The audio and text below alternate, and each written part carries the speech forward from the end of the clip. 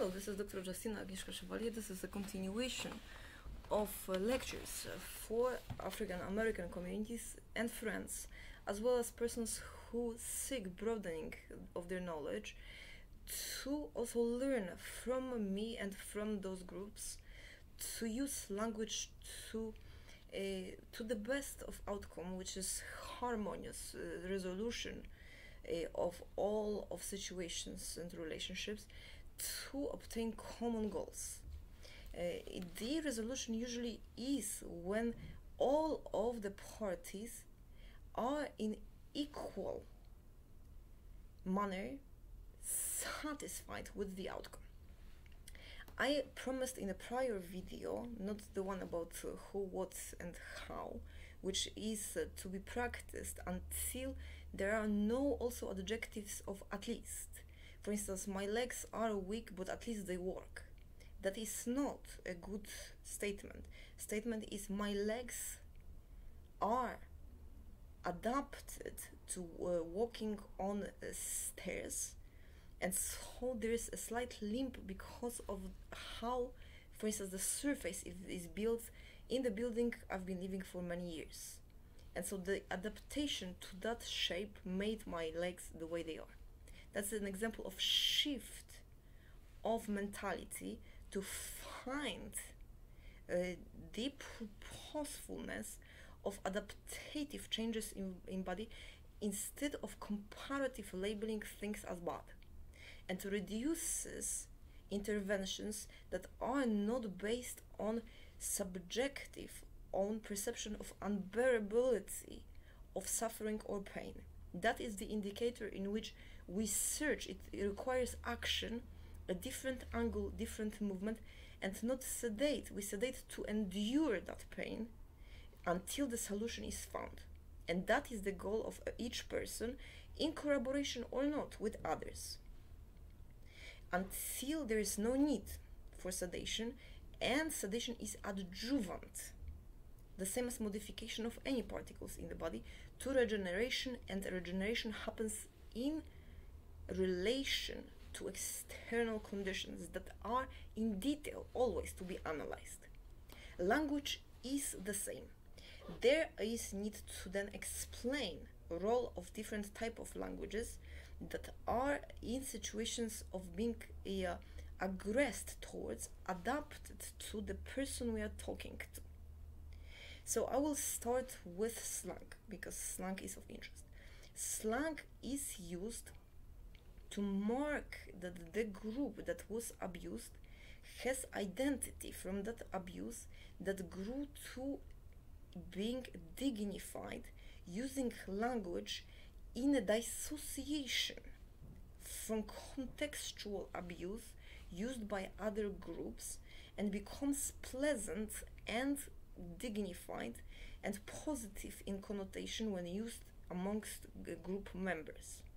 Slang also has another dimension, which is a dimension of being verbal in expressiveness to denominate that the connotation that is negative based on harm always is accompanied by somewhere else existing harm, and should be phrased as harm, but is sublimated to find it and fix it, as opposed to isolating in a bubble.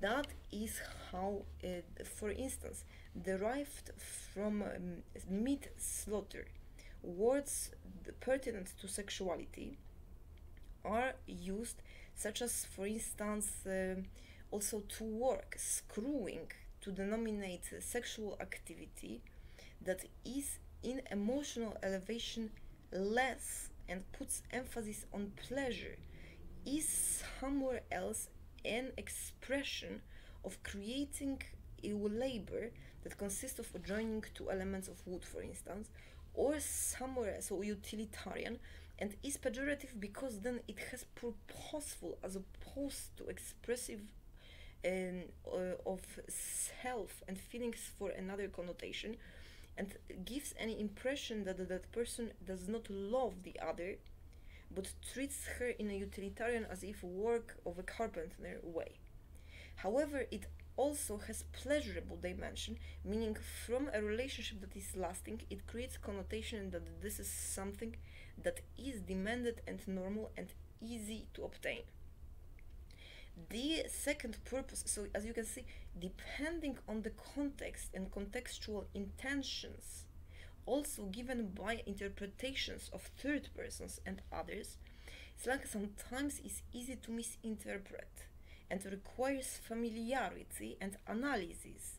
Sometimes analysis, such as mine, is superior to familiarity, but takes more time in obtention of all of the context and the bigger picture and smaller picture, what it is that the person is conveying. Second type of language used in situations where there is hostility. So locutor, the person that addresses us first, or that we have to approach, speaks or is known to speak in such way that creates danger of being conned. I divide conversations into those that are conning, meaning are untrue, and as objective assume harm implied from past actions or past tendencies of a person in a group or as an individual towards a given individual, implied meaning we cannot assume such, but a person is prepared and verbally starts with what's called verbal kung fu, with defensive speech. And the second one is the speech that actually is such at demand, as if someone was blowing in our face offenses, and consists of pushing back those offenses to not to allow personal injury.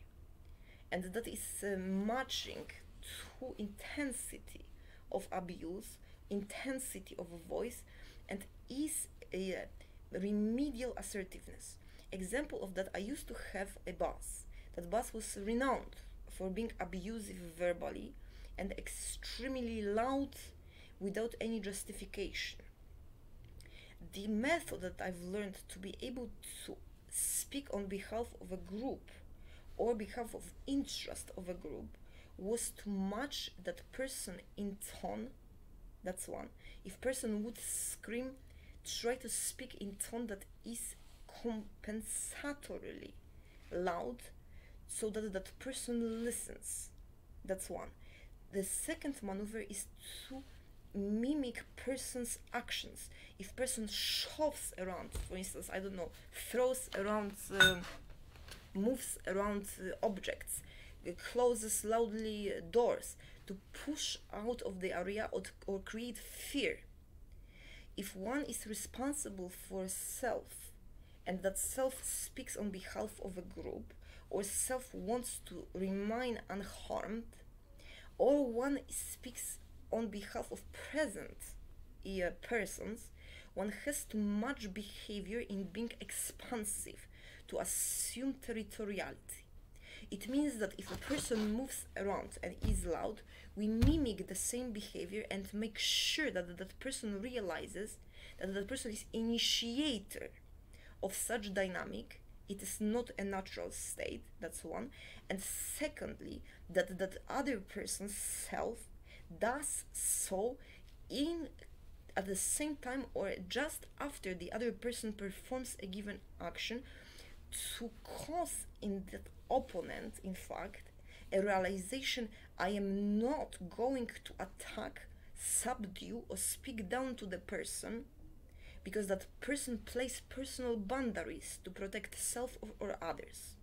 That is called mirroring, or also verbal kung fu. In speech, when yelled at without any prior justification, we then assume a fearless attitude thanks to that method, who, what, and how, in righteousness. And we match that person's accusations also, if not in fervency, if not in rational explanation, that person dismisses in lies such, we match in emotional tint and tone. And that is very important. We assume an attitude of pushing back to explain, calm down that person in realization of their own irrationality of actions and presenting self as non-hostile.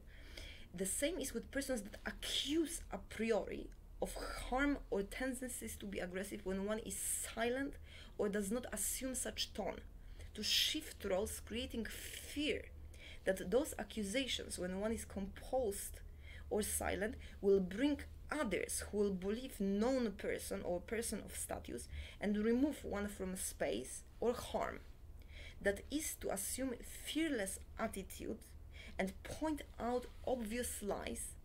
That's one. If it doesn't work because person, like many lawyers, degenerated to lying in accusations for personal gain of superiority, we cannot fight back with warranted lies. If a person insists, for instance, there is white door when the door is brown, and a group of 20 others says no, if that person says based on authority that the door is white, then we cannot think that the door is brown, obtain support that will confirm that the door is brown as we say and the other one is lying, and can become, it's an example, in trouble for saying so, or in reversal, in shift of roles, accused of lack of a capacity for perception because of testimony of others.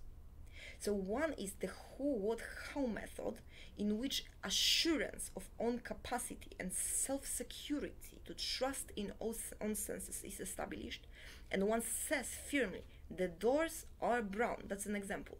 Even if all say that they are not, they are brown because I see so and you lie. That's one. And second, when accused of, for instance, to blind or to incapacitate, to see the doors as white, or coming back and think somebody painted the door and having doubt, did it seem to me? That is to prove that the door was brown and obtain in self enough of impetus to be able to stand up for self. That's one method. If there is life at danger, or one is risking detainment, especially in human rights activism or as a part of representing minorities, then the second maneuver, especially for persons of status or in unknown areas, is to march in lies. Because lie is not possible to fight back when there's no one testifying, another person saying no, the door is brown for sure, to back up in truth. We then pose on self-risk if we insist on truth, purposeful truth. And so then we match up in two ways: conning complacency, which is we agree, oh yes, indeed it is, like in Emperor's New Clothes, it is white.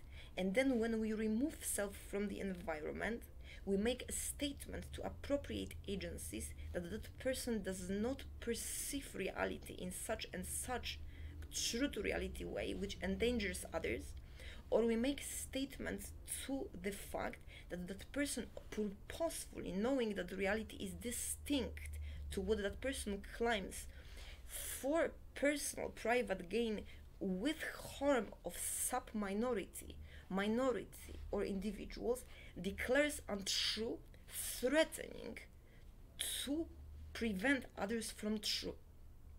And so in that case we claim then that that door not only is brown, but the persons intentionally commit harm or commit murder with premeditation in distortion of truth and threaten those that declare that truth that is obvious to all others and present videos and evidence to such. That is next to be explained about how to match lie that is accompanied by death threat with lie to survive and to remedy then immorality.